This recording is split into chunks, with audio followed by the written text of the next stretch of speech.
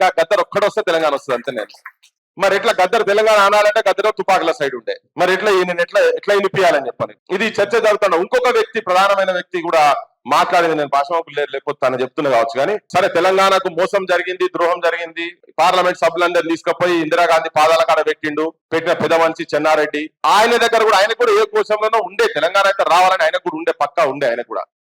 తన కూడా కొన్ని సందర్భాలలో మాట్లాడితే తెలంగాణ ఎట్లాంటి అయిపోయింది, మా సొంతంతో ఇవ్వంతో రాదు, గద్దర్ ఒక్కంతో తెలంగాణ అనిపిరిపై తెలంగాణ వస్తుందని ఆయన కూడా అనుకుంటే. గద్దర్ అన్నకు పెద్ద మనుషులు అంటే చాలా గౌరవం ఉంటుండే, ఆయన కంచెలంకులు అంటే కూడా బాగా విపరీతమైన అభిమానం, విపరీతమైన ప్రేమ ఉంటుండే. జేబీ రాజు గారు అన్న ఇట్లా మాట తీస్తే ఇటువంటి వాళ్ళ గురించి చెప్తా ఉండే. మా నాన్న కూడా గద్దర్ అన్న దగ్గరికి పోయి మాట్లాడదాము, తనని కన్విన్స్ చేద్దాము అని అనుకున్న క్రమంలో తనకి ఎట్లు ఎవరో పోయి చెప్పారు, ఇట్లా ముచ్చరనారాయణ గారు వస్తారట నీ దగ్గరికి, ఇట్లా మరి అయ్యో సంజీవరెడ్డి ముచ్చర్ల సత్యనారాయణ అంటే నేను ఉరికేది ఆయన సభలు పెడితే, ఆయన పాట పాడుతుంటే సంజీవరెడ్డి వాంటెడ్ ముచ్చర్లా వాంటెడ్ అనుకుంటా మేము నినాదాలు ఇచ్చినోని, నేను బరాబర్ నేనే వస్తాను, తననే వచ్చి ఇంటికాడ కూర్చొని మాట్లాడితే ఇవన్నీ చాలా విషయాలు చర్చ చేసిండ్రు.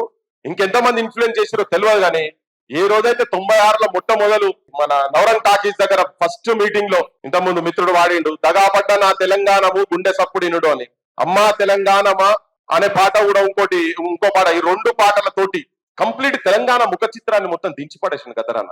అసలు సమస్యలు ఏంటి, బడుల సమస్యలు ఏంటి, తెలంగాణకు ఎన్ని అడవి సంపద ఏంది, ఖమ్మం మెట్టు కట్టుకుంది పచ్చని చీర అని చెప్పని, తర్వాత నదుల గురించి కృష్ణమ్మ తెలంగాణకు కన్నీళ్లు తప్ప నీళ్ళు ఇయ్యలేదమ్మా అని, గోదావరమ్మ తెలంగాణను గుడ్రాలు చేసి పోయిందమ్మా అని, నీళ్ళ విషయంలో ఎట్లా అన్యాయం జరిగింది, కులాల తోటి ఎట్లా వివక్ష జరిగింది అనేది మొత్తం ఇట్లా అద్దం లెక్క దించి పడేసి 96 లో.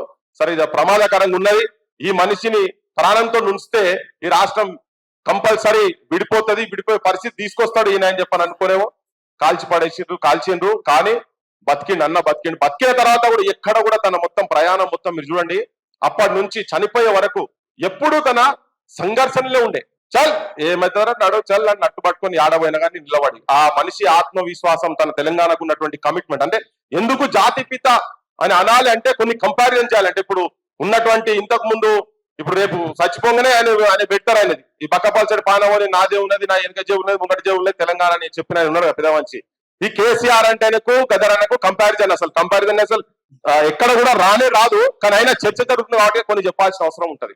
ఒక మనిషి నేను చూసిన వరంగల్లో ఒక పాదయాత్ర జరుగుతా ఉన్నది, కాజీపేట సమస్యలు అక్కడి నుంచి మొదలు పెడితే ఫోర్ట్ వరకు ఒక పాదయాత్ర, ఒక 5 రోజులు 6 రోజుల పాదయాత్ర గురించి గద్దర్ అన్నకి వస్తే, ఫస్ట్ డే రోజు ఏదైతే రెస్పాన్స్ జనం నుంచి గద్దర్ అన్నకు వచ్చిందో, గ్రీన్ టైగర్స్ నుంచి స్టేట్మెంట్ వచ్చింది, గద్దర్ నువ్వు ఈ పాదయాత్ర అయిపోయే లోపల నువ్వు వీడికెళ్ళి పానంతో పోవు, నిన్ను చంపుతాం, నీ శవమే పోతుంది వీడికెళ్ళి అని చెప్పని గ్రీన్ టైగర్స్ నుంచి అని ఒక స్టేట్మెంట్ వచ్చింది.